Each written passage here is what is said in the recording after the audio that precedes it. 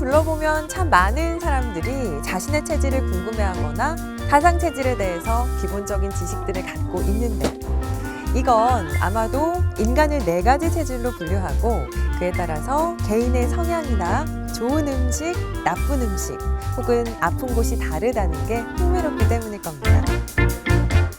어르신들 태양인, 태음인, 소양인, 소음인에 대해서 아세요? 모르겠는데.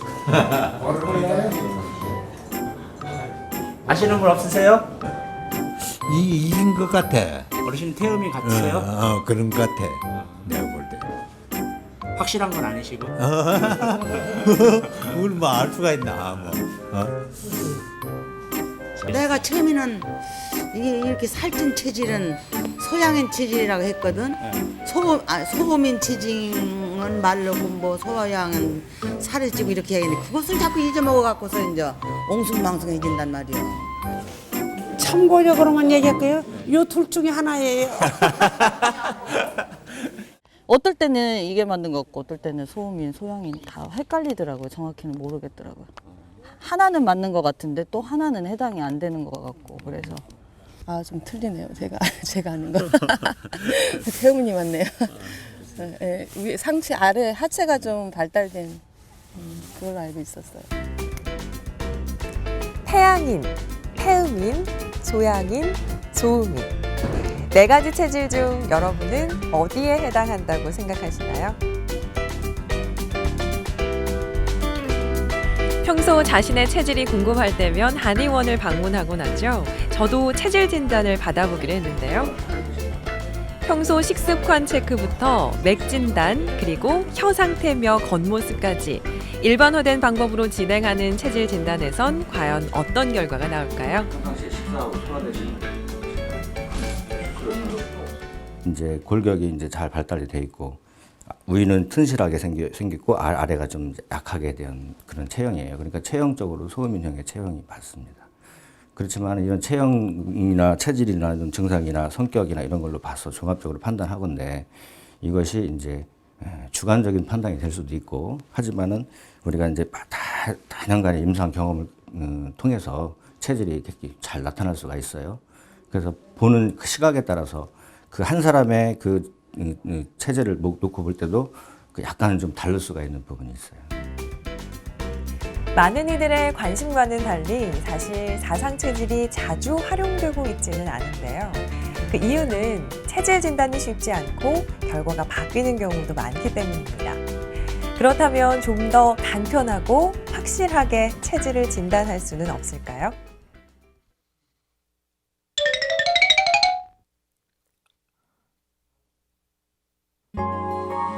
한의학을 과학화시키려는 연구가 이루어지는 곳, 한국한의학연구원. 이곳에서 우리는 사상의학 그 첫걸음을 만날 수 있었는데요. 조선 후기 이재마 선생의 기록입니다. 2000년 전 황제내경에는 태음인에 대해서 한 두어 줄밖에 없어요. 기본적인 개념만 있는데 그걸 가지고 책 한 권을 써서 구체적으로 사상 체질이라 명명한 것은 이재마 선생이고 이재마 선생은 그런 과정에서 2000년 동안 한방 임상 경험 그걸 총망라해서 분류를 싹 했습니다. 요것은 태음인의 병증이고 이건 태음인의 약이고 소음인의 병증이고 그렇게 체계화시켜서 실질적으로 이 체질의학을 출발시키신 분이죠.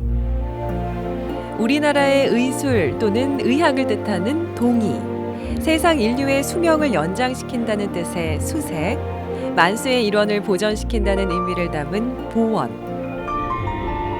동의수세보원은 조선 후기의 의학자 이재마가 저술한 사상의학서입니다.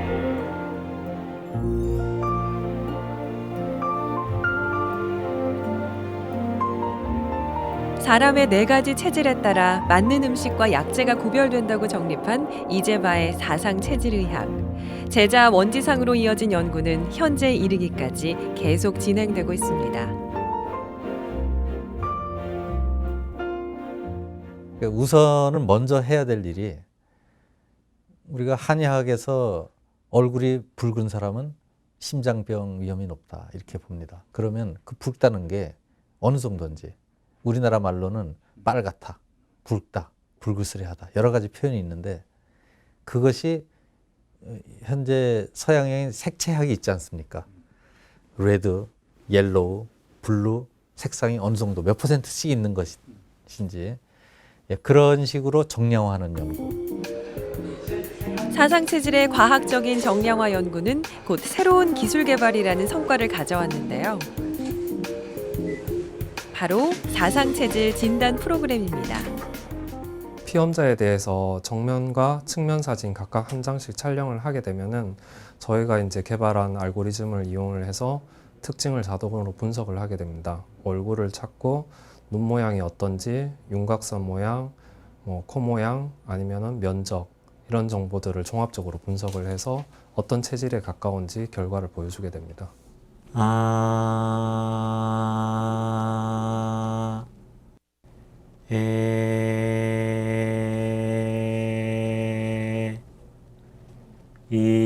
체질적으로 유의한 음의 높이와 길이, 떨림, 음성 파형의 크기, 주파수 특성 등이 자동으로 추출되는 음성 진단기인데요.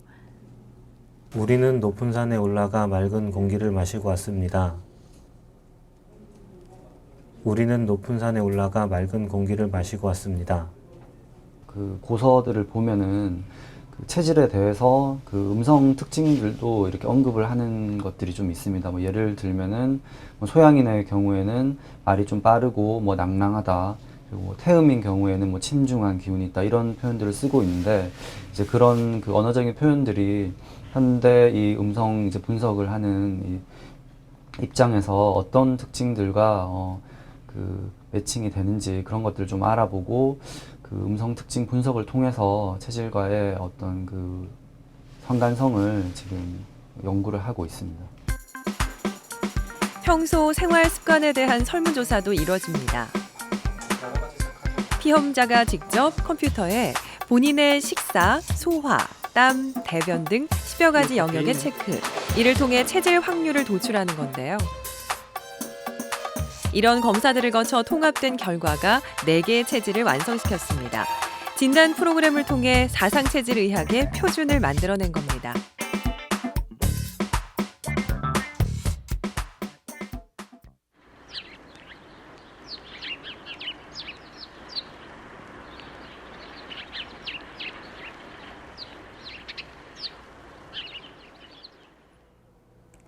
지금 제 옆에 있는 장비들은 사상체질 표준화, 객관화를 위해 개발된 진단도구라고 합니다.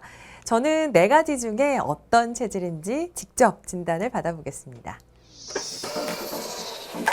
사상체질 진단 프로그램. 4개의 영역에 대한 진단을 받고 각각의 데이터 값을 입력하면 온라인으로 연결된 서버에서 분석돼 결과가 나오는 건데요.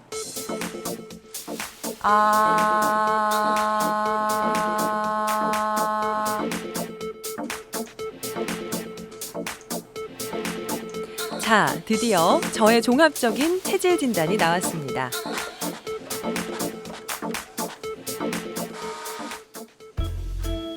설문, 안면, 음성, 체형. 저는 지금 4가지 방법으로 사상체질 진단을 받았는데요. 15분 정도면 이렇게 자신의 체질을 검사할 수 있다고 합니다. 수집된 자료를 통해 분석된 최종 진단. 그런데 자세히 살펴보니까 조금 특이한 점이 있습니다. 과연 어떤 결과가 나온 걸까요?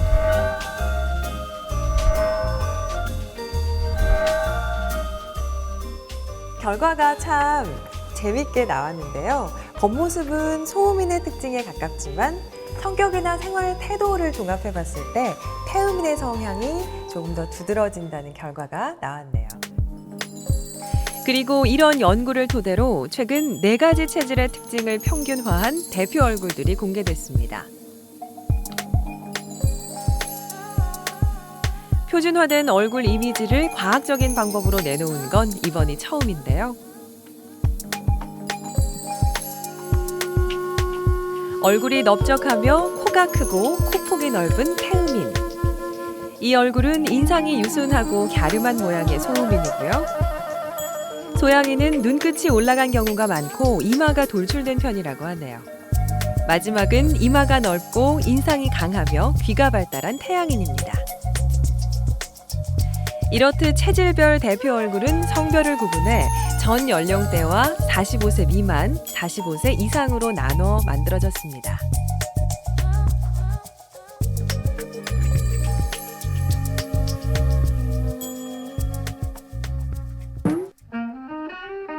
한의학에선 자신의 체질을 알고 난 후 맥을 짚으면 좀 더 정확한 진단을 할 수 있다고 하죠.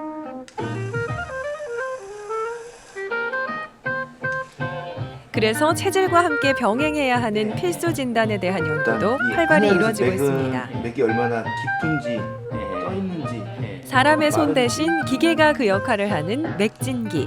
이 맥진기는 7개의 센서로 맥의 강도나 뛰는 맥박 수 등을 측정할 수 있다고 합니다. 맥은 여러 가지 맥상들이 있는데요. 특정 맥상들 같은 경우는 맥의 어떤 폭을 봐야 되는 그런 맥상도 있습니다. 그런 맥의 어떤 폭을 보려면은 센서 하나만 갖고는 어렵고 여러 개의 센서를 이용해서 각 센서별로 어떤 특성이 나타나는지를 판단을 해서 그 맥상을 판단할 수 있습니다.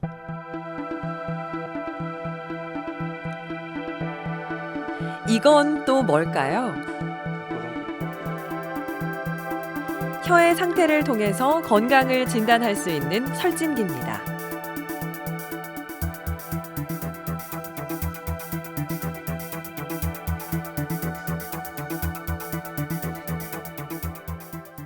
분석 결과가 이렇게 나왔습니다. 그럼 이 혀는 왜 찍는 건가요? 네, 혀에 낀 이런 하얀색 물질을 이제 설태라고 하고요. 이 설태가 어떻게 분포되어 있는지를 갖고 혀의 몸의 건강 상태를 얘기를 해줄 수 있습니다. 이 설태가 이 앞부분에 많이 껴 있으면 심장과 폐 기능에 좀 문제가 있다고 얘기할 수 있고요.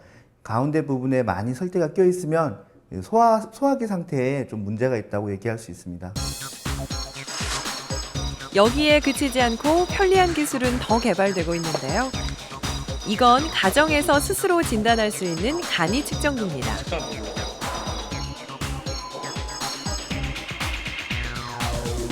누구나 쉽고 간편하게 사용이 가능해서 수시로 건강 상태를 측정할 수 있습니다.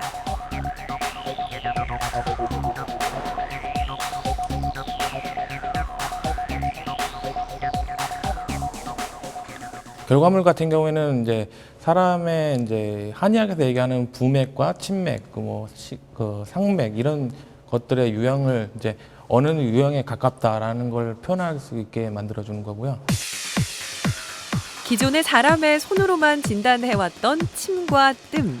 그러나 이제 이 역시도 간편하게 이용할 수 있는데요. 기계로 개발된 건 처음이라고 합니다. 흡입 압력을 이용해가지고 실제 침이나 뜸이 아닌 레이저, 고주파, 자기장 등을 사용함으로써 자국이 남지 않고 또한 데이터를 저장할 수 있는 장점이 있습니다.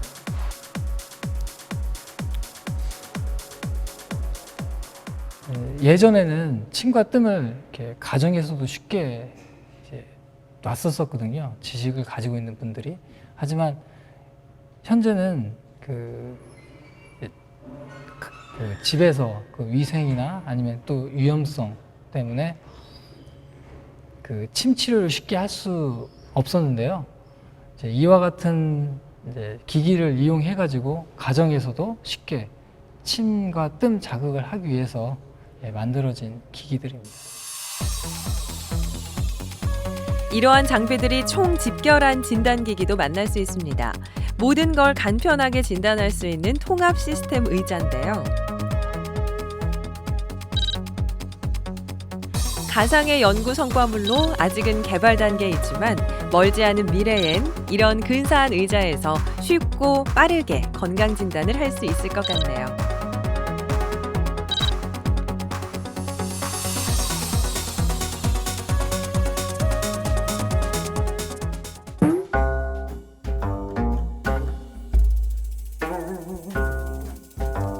우리가 먹는 음식은 건강과 참 인연이 깊다는 생각이 듭니다. 제 앞에는 푸짐한 음식들이 한 상 차려져 있는데요. 자, 그러면 체질별로 이로운 음식들을 한번 살펴볼까요? 먼저 태음인의 경우에는 콩이나 두부가 좋다고 하고요. 소양인은 새우나 미역이 잘 맞는다고 합니다. 그리고 소음인은 달걀이나 닭고기가 몸에 좋다고 하네요. 아무래도 제 몸에 꼭 맞는 음식에 먼저 손이 가네요. 체질을 알고 음식을 먹다 보니까 왠지 더 건강해지는 기분입니다.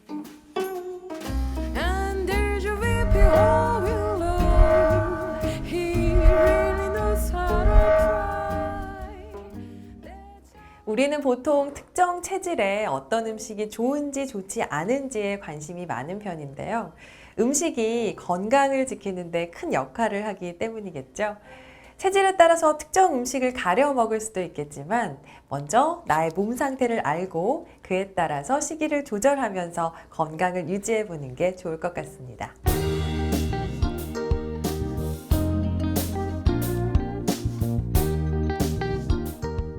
내가 뭐하고서는 받는 게 있고 안 받는 게 있잖아요. 그러니까 그렇다 해서 편식만 하는 게 아니라 이제 골고루 좀 뭐 하는 편이에요. 의무적으로. 자신에게 어울리는 음식과 함께 체질에 맞는 운동을 하는 것, 건강한 삶을 유지하는 데 중요한 역할을 합니다. 그리고 의학의 발달이 더해졌을 때 그 효과는 배가 되는데요. 지금 이제 서양 과학이 굉장히 발달했지만은 여전히 그 현대 의학이 다 치료를 못 하고 있는 것들이 있거든요. 그런데 우리 한의학은 적어도 수백 년 이상 우리 민족들을 치료해온 그런 의학입니다. 그렇기 때문에 여러 가지 면에서 많이 검증이 되어 왔고 부작용이라든지 이런 것이 상당히 적은 그런 의학이 되죠. 그래서 서양의학뿐만 아니라 우리가 이제 한의학도 잘 이용을 하게 되면은 특히 만성질환이라든지 난치성 질환 이런 것들을 잘 치료할 수 있게 됩니다. 그래서 우리 한의학이 서양의학하고 같이 발을 맞춰서 우리 보건을 위해서 기여를 할 수 있다라고 하는 것. 모든 의학의 발전은 진단에서 출발한다고 합니다. 주관적인 진단에서 벗어나 객관적인 진단을 실용화하기 위한 연구. 한의학의 표준화는 계속되고 있습니다.